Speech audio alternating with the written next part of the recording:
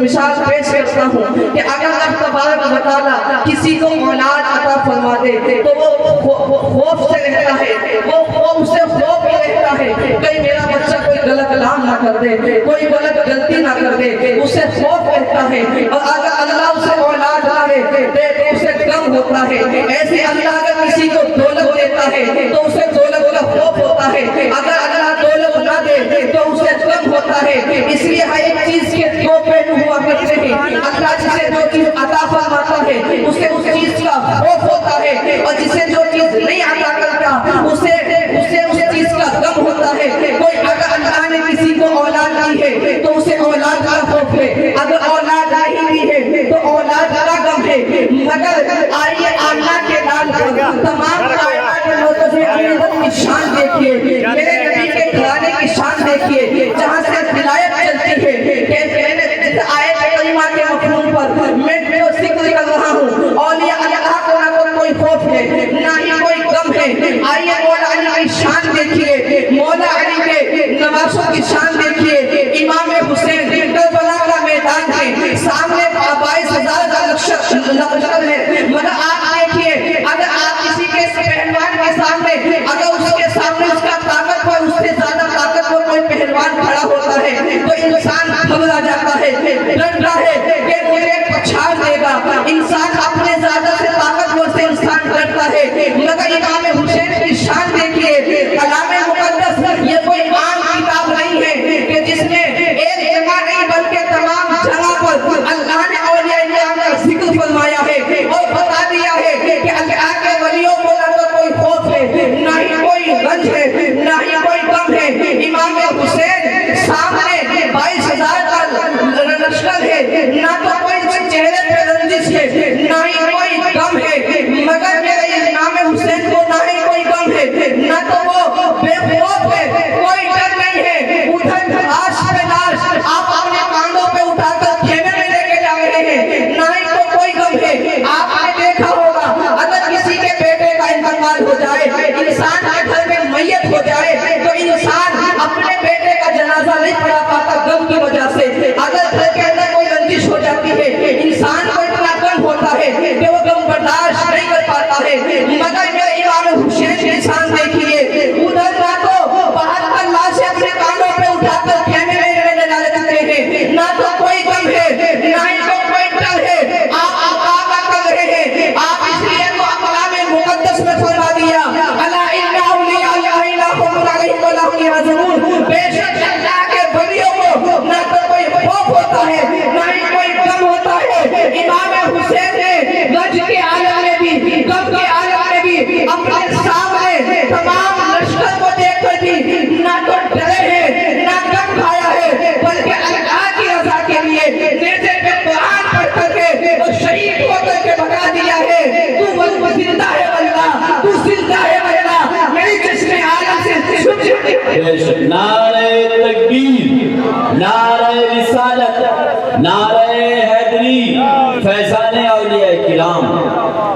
سبحان اللہ سبحان اللہ۔ اگر ہم جن بزرگان دین سے محبت کرتے ہیں یا طریقہ انہی کا ہے، ہم کلام مقدس میں آیا آگے الذین آمنوا، وہ ایمان والوں، ان سے محبت کرو ایمان والوں سے۔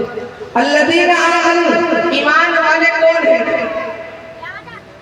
مسلمان تو سب ہیں، اللہ والے بھی سب ہیں۔ جو مسلمان ہے وہ اللہ والا ہے، مگر رسول اللہ والا چھانٹنا پڑتا ہے۔ کون ہے؟ اللہ کو سب مانتے ہیں، ایمان والے بھی سب نہیں ہیں۔ جو ایمان والا ہے وہ رسول اللہ والا ہے، اس لیے کلام مقدس اللہ کا پاک کلام فرماتا ہے الذین آمنوا، ایمان والوں۔ جو ایمان والے کون ہیں؟ آگے فرماتا ہے الذین آمنوا وکانوا یتقون، یعنی جو متقی ہیں، پرہیزگار ہیں۔ اب ایمان والوں کی پہچان کیسے ہوتی ہے؟ آئیے ہم دیکھتے ہیں، اب اپنے بزرگان دین کے پاس چلتے ہیں۔ ہم نے اللہ کے نبی کو نہیں دیکھا، ہم نے صحابہ کرام کو نہیں دیکھا، ہم نے شہداء کرام کو نہیں دیکھا کہ شہداء کرام نے جو شہادت کا جام پیا ہے وہ اللہ کے رسول کے طریقے کو لے کے پیا ہے، میرے مصطفیٰ کا طریقہ پڑا ہے، میرے مصطفیٰ کے طریقے پہ عمل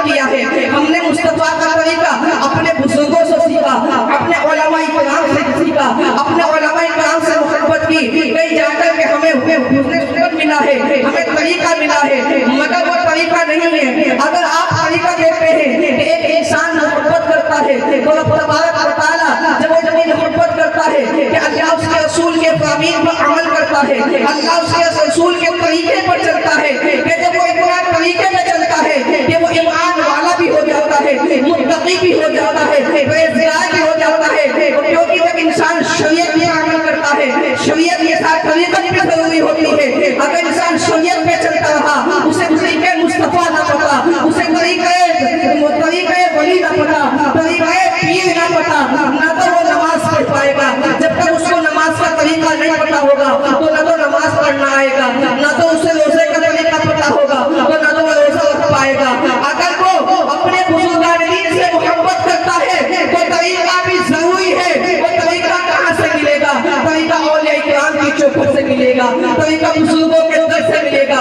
وہ کون بزرگ ہوتے ہیں؟ وہ محبوب الہی بزرگ ہیں, وہ خواجہ معین الدین بزرگ ہیں, وہ تمام کائنات کے, تمام دنیا کے کونے کے, تمام زمین و آسمان, تمام جتنے بھی اللہ کے ولی ہیں, تمام ولیوں کے سردار حضور غوث اعظم ہیں.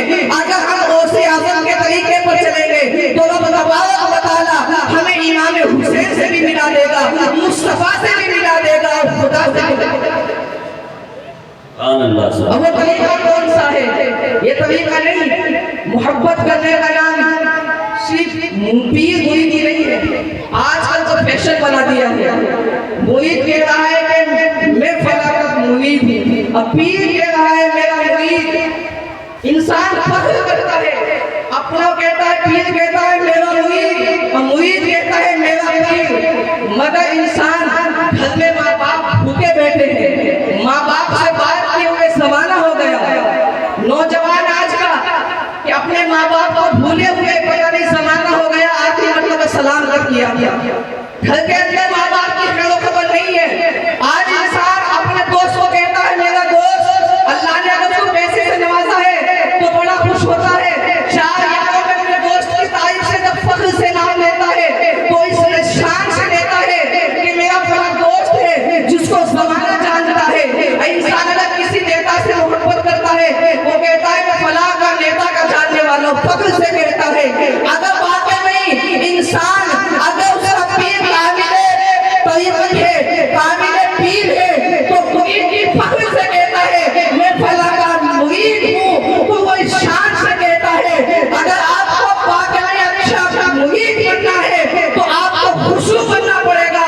محبوب الہی کی محبت کو چل کے آ جائے گی. جب تک آپ خوشو نہیں بنیں گے, کیونکہ جب انسان خوشو بن جاتا ہے تو نہ تو ماں باپ ناراض کرتا ہے, کیونکہ اگر کسی کو ولایت ملی ہے ماں کی دعا سے ملی ہے, محبوب الہی کو ولایت ملی ماں کی دعا سے ملی, خواجہ معین الدین چشتی کو ولایت ملی ماں کی دعا سے ملی. ایک محبوب الہی ہے, امیر خسرو ہے کہ جو ماں کی محبت میں اپنے پیر سے محبت بھی کرتے ہیں, اس میں جانا بھی چاہتے ہیں, مگر اپنی ماں کو بنا رہے ہیں. اے ماں رکھے میرے محبوب کے گھر رکھے, کبھی محبوب کے گھر کے اندر آتے ہیں. ایک ایسے کرنی ہے جس نے محبت کی مگر ظاہر نہیں کی, وہ ویسے قیدی بن جاتا ہے. اللہ تبارک و تعالیٰ جب کسی کو ولایت فرماتا ہے, جب کسی کی محبت ظاہر ہوتی ہے تو کوئی بلال بن جاتا ہے, کوئی ابو صدیق بن جاتا ہے, کوئی علی شیر خدا بن جاتا ہے. اور جب اللہ تبارک و تعالیٰ جس کی ولایت چھپاتا ہے تو اسے ویسے قیدی بنا دیتا ہے. آخری بات, مگر محبت سے پہلے ہر ایک چیز سے پہلے ضروری ہے اپنے والدین کی محبت.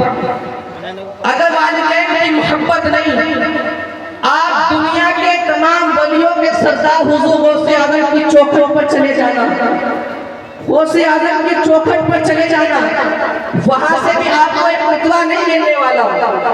کیونکہ اگر ماں باپ ناراض ہے, آپ تمام ولی اللہ کے سردار, یہاں تک کہ تمام کائنات کے مرکز عقیدت, تمام نبیوں کے اس کائنات کے سردار محمد رسول اللہ کی بارگاہ میں چلے جانا, وہاں سے بھی اگر آپ حج کرنے جائیں گے, عمرہ کرنے جائیں گے, نہ تو حج آپ کا قابل قبول ہے, نہ آپ کی نماز قابل قبول ہے. حتیٰ کہ جس پیر سے محبت کرتے ہیں, آپ کو پہلے اپنے जन्नत के दरवाजा पक्का करना। महालुड़िया कोई हाथ ना चलाए, महालुड़िया अपने जन्नत का दरवाजा पक्का करना होगा और अपने जन्नत के दरवाजे की चौखट को पक्का करना। वो मिलेगी माँ के दर से, माँ की कदमों से। बेशक। आज आप देखिए जब चार दोस्त कहीं किसी होटल में खाना खाने के लिए जाते हैं तो हर एक दोस्त जेब में हाथ डालता है, कहता है मैं पैसे दूंगा, मैं पैसे दूंगा। कभी उस नौजवान ने अपने बाप से भी ये कहा, शादी हो गई, ये नौजवान है, कभी अपने बाप से भी कहा कि लो बाप, मेरे वालिद साहब पैसा दो, आज मैं चीज खाया, सबसे पहले मैंने आपको ली। अगर आज अपनी आप कामयाबी चाहते हो और आप ये चाहते हैं कि एक मैं कामिल मुरीद बन जाऊं, लोग मेरी मिसाल दे, अगर कोई मुरीद हो तो ऐसा हो जो फला का मुरीद है, तो पहले आपको अपने माँ बाप की खिदमत करनी होगी। जब आप माँ बाप की खिदमत करोगे तो पीर की खिदमत करने में आसानी होगी। और ये तरीका और ये मुस्तफा ऐसा नहीं है हम अपने रात दिन अपने जिक्र में गुजार रहे हैं, रात दिन अल्लाह की जिक्र कर रहे हैं। मस्जिदें हमारी वीरान है।